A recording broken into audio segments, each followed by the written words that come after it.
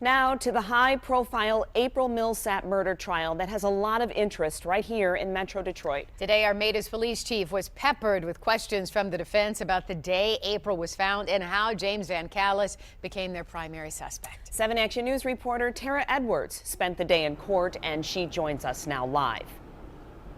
And we also heard from the deputy medical examiner who did the autopsy on April Millsap, and they also showed jurors pictures of the autopsy, and many of them were quite horrific. But earlier today, the Armada police chief was on the stand most of the day, as you mentioned, discussing the investigation and the arrest of James Van Callis, who allegedly tried to sexually assault April Millsap and allegedly killed her.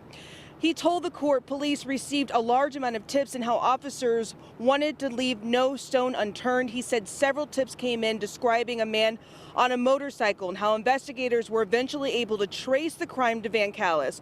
Jurors also saw some drone videos of where the crime took place in a secluded area off of Macomb Orchard Trail where 14-year-old April Millsap had been walking. A deputy medical examiner who performed the autopsy said April suffered blunt force trauma and hemorrhages to the scalp, brain, and trachea, and it's also believed that she was hit with a helmet and suffocated by someone stepping on her neck.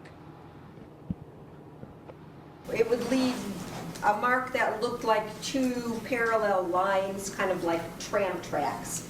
If you think of maybe a log about this big, it would pick up the sides going parallel to each other.